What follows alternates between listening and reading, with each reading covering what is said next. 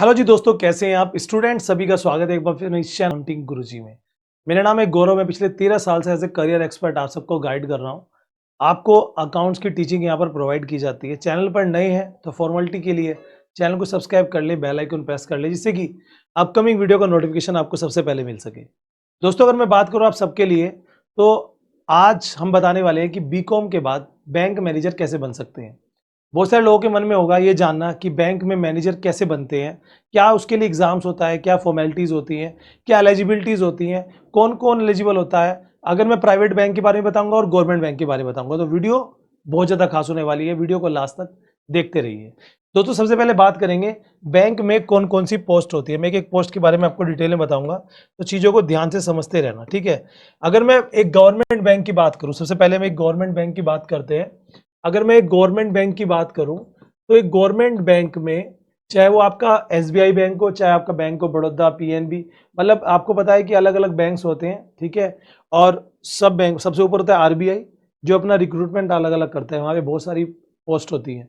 उसके नीचे जितनी बैंक्स होते हैं जो हमारे, चाहे कोऑपरेटिव हो चाहे कैसे भी हो, उनमें कुछ पर्टिकुलर पोस्ट होती हैं जिसके बारे में बात करूंगा।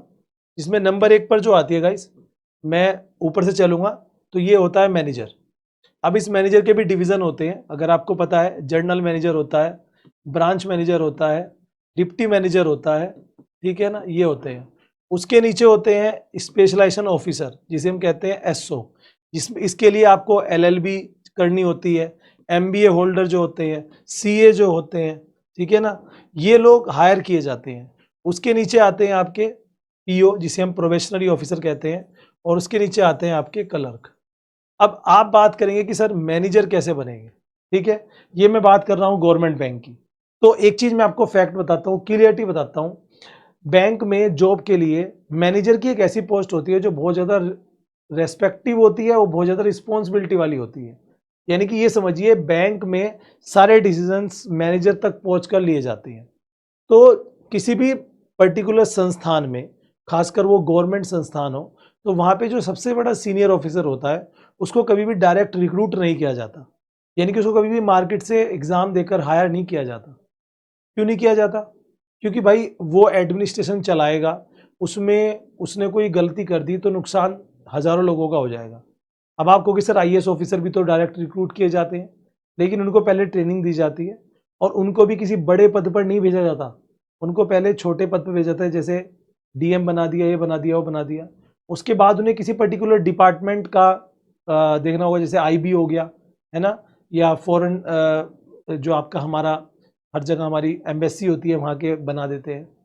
तो ये सब चीज़ें कैसे होती, तो आपको मैं बताना चाहूँ, अगर आप गवर्नमेंट बैंक, किसी भी सरकारी बैंक में मैनेजर बनना चाहते हैं, तो उसके लिए आपको या तो ये तरीका है कि आप बैंक में क्लर्क या पीओ की जॉब लो, ठीक है। उसके बाद आप यहाँ प्रमोशन के एग्जाम्स दोगे। हर 4 साल में एग्जाम होता है प्रमोशन का। हर 4 साल में आपके पास प्रमोशन के चांस होते हैं। 4 साल बाद आप क्लर्क हो तो क्लर्क से आप पीओ बन सकते हो, पीओ से आप एसओ बन सकते हो, यानी कि आप सीनियर बन सकते हो। ऐसे कर करके आप लगभग 12 साल के बाद आप मैनेजर की पोस्ट पर ट्रांसफर हो सकते हो, क्योंकि आपके पास 12 साल का एक्सपीरियंस हो जाएगा और आपको मैनेजर बना दिया जाएगा। आपकी ब्रांच में जरूरत है तो आपकी ब्रांच में, नहीं तो आपको कहीं और किसी ब्रांच में मैनेजर बनाकर भेज दिया जाएगा। मेरे काफ़ी कलीग्स, मेरे काफ़ी जानने वाले जो बैंक में हैं, वो ऐसे ही करके सीनियर्स बने हैं। उनमें से 2 मैनेजर भी हैं, जिनमें से एक का नाम गौरव ही है मेरे फ्रेंड, लेकिन वो कोऑपरेटिव बैंक में है। वो सेम प्रोसेस रहता है। तो ध्यान रखना दोस्तों, कभी भी आप बैंक में मैनेजर बनना चाहते हो, डायरेक्ट कोई एग्जाम नहीं होता। हाँ, एक शॉर्टकट है, वो शॉर्टकट है कि आप एसओ बन जाओ, स्पेशलाइजेशन ऑफिसर, जिसके लिए आपको बीकॉम के बाद या तो एमबीए, या आपको सीए, या आपको आपको क्या कहते हैं एलएलबी करना पड़ेगा। उसके लिए पर्टिकुलर स्पेशलाइजेशन ऑफिसर के एग्जाम्स होते हैं। उसमें आप अगर हो तो उसके डायरेक्ट 3 से 4 साल बाद आप ब्रांच मैनेजर या डीएम बन सकते हो। तो ध्यान रहे, क्या सीखा आज आपने कि गवर्नमेंट बैंक में अगर मैनेजर बनना है तो प्रमोशन एग्जाम करके बना जा सकता है, डायरेक्ट रिक्रूटमेंट कहीं पर नहीं होता, डायरेक्ट एग्जाम नहीं होता। अब बात करते हैं दोस्तों एक प्राइवेट बैंक की। अगर एक प्राइवेट बैंक की बात करूं, तो प्राइवेट बैंक की अपनी पॉलिसी है। यहाँ पर बहुत जगह पर क्या होता है, बहुत जगह पर यहाँ पर एग्जाम्स होता है मैनेजर के लिए, लेकिन जो मैनेजर होता है ना, एक सब मैनेजर कह सकते हैं उसे, एसएम, या और छोटे लेवल, प्राइवेट बैंक में छोटी छोटे चीज़ों के डिपार्टमेंट बना दिए जाते हैं। जैसे लोन है तो लोन का डिपार्टमेंट बना दिया, है ना। आईसीआईसी बैंक को ले लो, आईसीआईसी बैंक के लोन डिपार्टमेंट के अलग हेड होगा, हेड मैनेजर अलग होगा, उसके नीचे डिपार्टमेंट हेड होगा, उसके नीचे मार्केटिंग ऑफिसर होगा, उसके नीचे सब जूनियर्स ट्रेनी होंगे, ये सब होता है। तो यहाँ पर भी प्राइवेट बैंक में भी जो किसी भी बैंक का सबसे बड़ा मैनेजर होता है या ब्रांच मैनेजर या जनरल मैनेजर, वो भी रिक्रूट नहीं किया जाता, लेकिन जो इनके डिपार्टमेंट मैनेजर्स होते हैं वो रिक्रूट किए जाते हैं एक्सपीरियंस बेसिस पर, आपको आपकी एजुकेशन बेसिस पर। इसके लिए क्वालिफिकेशन होती है मिनिमम एमबीए या एमकॉम। बीकॉम के बाद आपको बैंक में जॉब मिलेगी तो मैनेजर की नहीं मिलेगी, ठीक है। तो इट मीन्स अगर आप मैनेजर बनना चाहते हैं, चाहे गवर्नमेंट बैंक में चाहे प्राइवेट में, तो तरीके मैंने आपको बता दिया। या तो बीकॉम के बाद बैंक में किसी पोस्ट पर जॉब ले लो, गवर्नमेंट में पीओ या क्लर्क, और प्रमोशन एग्जाम देते रहो, तब आप बन सकते हो।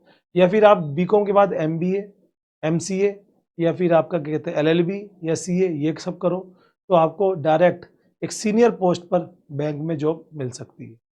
प्राइवेट बैंक में 12th के बाद बीकॉम के बाद डायरेक्ट जॉब मिल जाती है क्लर्क की पोस्ट पर, मार्केटिंग करने की पोस्ट पर, अलग अलग डिपार्टमेंट जैसे इंश्योरेंस हो गया, लोन हो गया, है ना, इन्वेस्टमेंट हो गया, इन सब पे मिल जाती है। तो ये जो नॉलेज थी मुझे, मैंने आपको प्रोवाइड कराई। आई होप आपकी जो एंथुजियाज्म, जो जिज्ञासा थी वो शांत हो गई होगी मैनेजर को लेकर। अदरवाइज बहुत सारे लोग में ये मिथ फैली हुई है कि बैंक में मैनेजर जो है वो डायरेक्ट एग्जाम होता है, हम उसे करके बन सकते हैं, ऐसा नहीं है। वीडियो अच्छी लगे तो लाइक शेयर करें, चैनल को सब्सक्राइब इसलिए कि मोर इंटरेस्टिंग वीडियोस के लिए। Thank you.